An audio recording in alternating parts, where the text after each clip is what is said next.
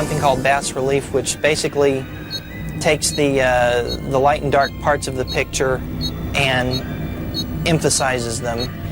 And I got the creepiest thing from this one photo. Her face, and I don't know how else to describe it, but that to me just looks like a skull. I've got to be honest, it's either a real photo of a ghost or it was done with a photographing technique that I don't know about. What we're about to hear is real. Our loved ones can reach us.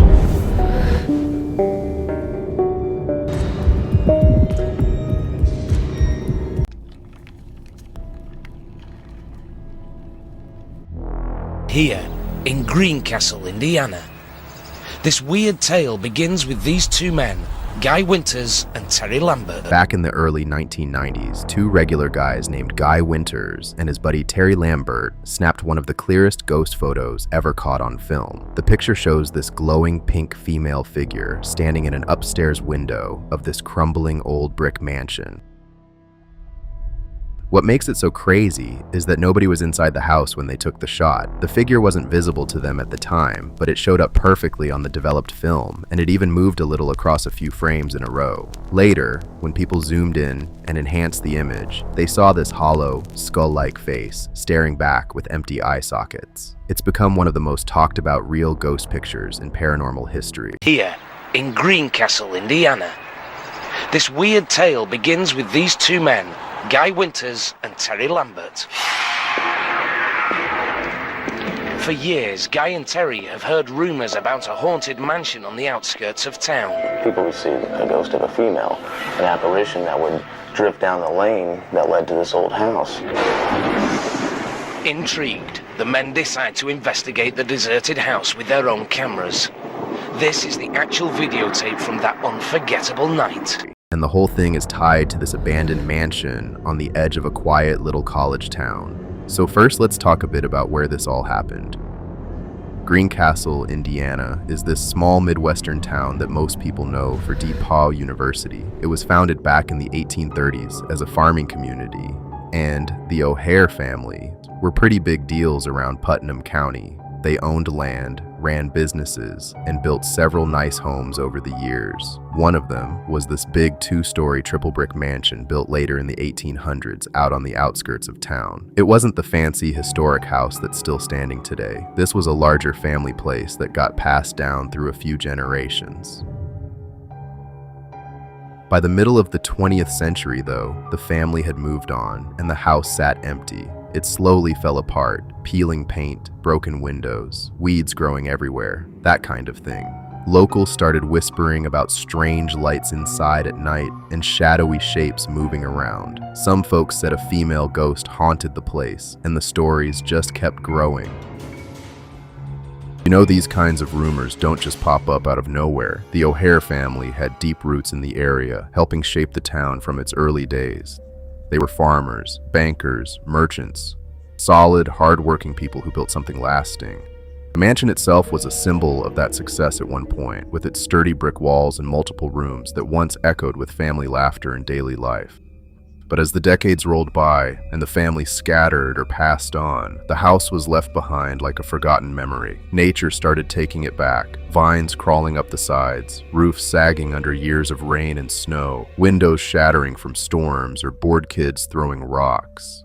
By the time the 1990s hit, it had this eerie, forgotten vibe that just begged for ghost stories.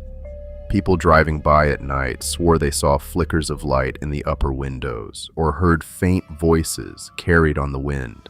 One couple even claimed they got chased off the property by some invisible force they couldn't explain, like something was physically pushing them away. That story spread like wildfire among locals who were into the paranormal scene, and it eventually made its way to Guy Winters. Guy was just a regular guy from the area, not some big-time ghost hunter with fancy equipment or a TV show. He had a budding interest in the paranormal, the kind of curiosity that comes from hearing local legends and wondering if there's more to life than what we see every day. His friend Terry Lambert was right there with him, another everyday dude who thought it would be cool to check things out. They didn't sneak in or do anything shady. They actually got permission from the property owners first, which was smart and shows they were respectful about it.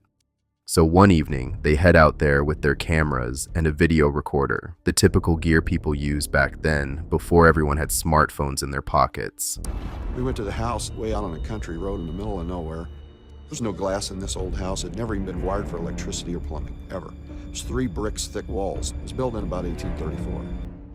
You've got to remember, this was the early 90s. 35mm film cameras, flash units, basic camcorders that recorded onto tapes. It wasn't high-tech by today's standards, but it was what they had, and it turned out to be perfect for capturing something truly extraordinary. The moment they pull up to the property, the atmosphere hits them hard. There's this creepy message someone had spray painted or brushed across the front wooden door in big dripping white letters. This is hell. Talk about setting the mood, right? It's like the house itself was warning them to stay away, but these guys were determined. They go inside anyway and start walking through the decaying rooms, filming and snapping pictures the whole time. Started moving in. God, it almost sounds like a monster movie. The flashes were so brilliant, they were like welder's arcs. The air probably smelled musty and damp, with that heavy feeling of a place that hadn't seen life in years. Guy even went upstairs by himself at one point and later said he got hit with this really intense sick feeling, like his head was pulsing and something just felt wrong deep in his While gut. we were in the house, I felt something. You hear that? Heartbeat? It was undescribable. I never felt it before in my life. Then I hear a heartbeat. You hear it? It's as if the presence of a woman, a big woman, come up and just wrap her arms around you. And this thing hugged me. Then all of a sudden, I felt it just melt into me. I could never describe what being possessed would feel like until that moment. I felt my heartbeat. I put my hand down, I had the camcorder going, and I felt and it wasn't my heartbeat. This thing was a different time and tremendous strength. And I panicked and I run out of the house. My friends were looking at me like, they were afraid.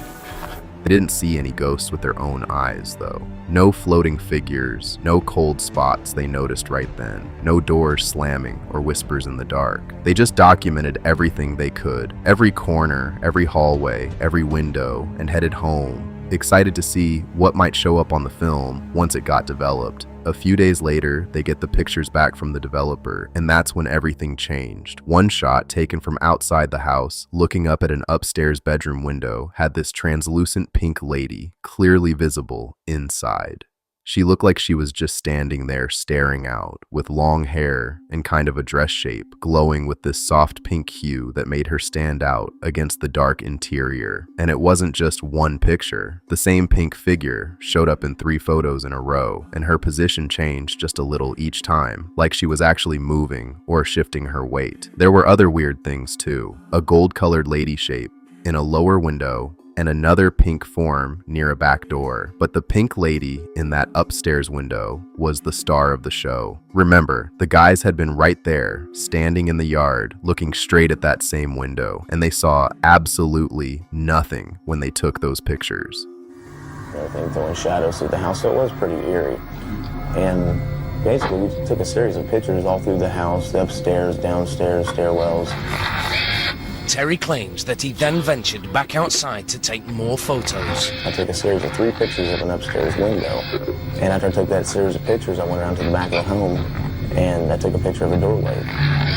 It was empty, no one inside, no reflections from lights or people walking by, just an old, abandoned room. They knew this was something special, so they sent the original negatives off to photo experts to check them out. The specialists looked at the actual film emulsion under magnification and said, nope, this isn't a double exposure, it's not a darkroom mistake, and it's not some camera glitch or light leak. The image was baked right into the film itself, part of the chemical process that captured the light that day. Later on, when computers got better and digital enhancement became a thing, people went back to the pink lady photo and cranked up the contrast and details. That's when they saw the skull-like face inside the pink glow. What is in the picture came from the negatives.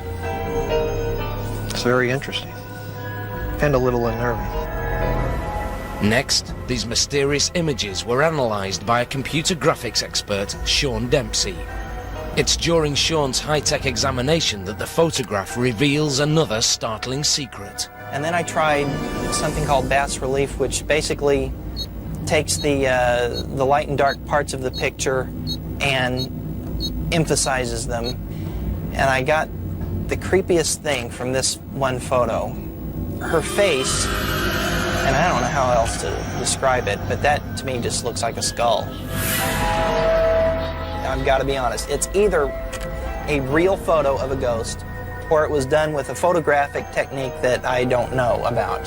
It wasn't just a blob anymore. It looked like a real person's face staring right back at you. The pictures ended up on local TV stations, then got featured on shows like World's Scariest Ghosts, Caught on Tape, and My Ghost Story.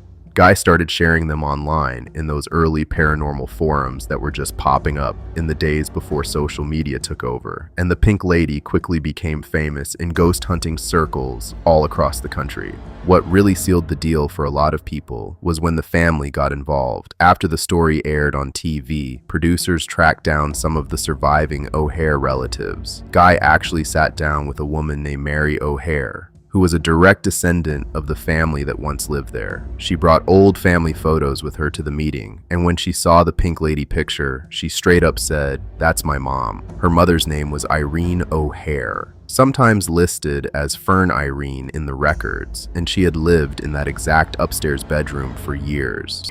This picture here is mother and father here. Grandma and Grandpa. Harry O'Hare and William O'Hare. And they built a house. Yes, my granddad did. Basically, it led to Mary Riddell. She's the one that identified the ghost for me. She said, "I know who that is." Mary even thought the other pink figure by the back door might be her Aunt Vera. Having the actual family identify the ghost as their own relative turned this from a random spooky photo into something way more personal and believable. Irene had lived and died in that house, so it made sense she might still be hanging around, maybe attached to the place where she spent so much of her life. It's like the spirit was watching over the old family home, or perhaps she just couldn't let go. Now, I know a lot of people are skeptical, and that's fair. Ghost stories always get pushback, and they should. Some experts say it could have been a weird light reflection from outside, a lens flare catching the sun at just the right angle, or some chemical thing that happens with old film stock, especially in low light conditions inside a dusty old building. Others bring up pareidolia, where your brain just sees faces and shapes in random patterns or shadows because we're wired to look for human features. And sure, back in the 90s, it was easier to fake stuff if you really wanted to, but messing with physical negatives without leaving obvious signs was pretty tough. You'd have to be a pro in a dark room to pull off something that convincing, and the experts who checked it said there were no signs of tampering. The fact that the image appeared across multiple frames, showed movement, and had that family connection made it harder to dismiss outright. Compared to a lot of today's ghost pics that get called out as Photoshop jobs in 5 minutes flat, this one feels raw and genuine because it came from actual film in the pre-digital era when everything was more honest and harder to manipulate. As for what happened to the house itself, after the Pink Lady story blew up and more people started showing up to investigate or just sneak around, the owners decided they'd had enough. They demolished the O'Hare mansion sometime after the photos went public, probably in the late 90s or early 2000s, tearing down the crumbling brick walls and turning the whole property into regular farmland, basically a big cornfield where the mansion once stood.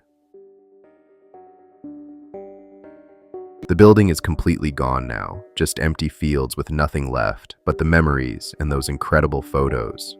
Even so, Guy Winters has said in interviews that whenever he drives past the old spot where the house used to be, he still feels Irene's presence watching over the place, like the spirit outlasted the bricks and mortar and is still lingering in the air. That was so upsetting. I got photographs of me sitting on the pile of rubble and feeling so bad, and there's an orb right there beside me, as if she feels that too. Well, what's sad about this is when I first discovered the ghost, I had been through a bad divorce and a hard time, and I was pretty much homeless. And there she had this beautiful monster house, and now it's reversed. Now I have a nice home, and she's homeless. There haven't been any major new haunting reports from the site since the demolition. Makes sense with no house left to haunt, but folks who know the story still talk about a weird feeling when they pass by the cornfield, and the legend of the Pink Lady continues to draw curiosity from paranormal fans who visit the area hoping to catch a glimpse of something unexplained. It's almost like the ghost moved from the mansion to the land itself, keeping a quiet watch long after the walls came down. When you step back and look at the bigger picture, this whole encounter fits right into that 1990s wave of amateur ghost hunting that swept across America. Camcorders and cheap film cameras were suddenly affordable and everywhere, so regular people like Guy and Terry could go out and look for evidence themselves without needing a big production crew. For Guy Winters, it changed how he looked at the world forever. The Pink Lady reminds us that the line between the living and the dead might be thinner than we think, especially in places tied so strongly to personal history. If you're enjoying stories like this and want more deep dives into real paranormal cases, real ghost photos, and the history behind them, do me a quick favor and hit that subscribe button for Ghostline. It really helps the channel grow and lets me bring you more of these fascinating encounters every week. Ghostline. What's your favorite paranormal story? It's time to begin.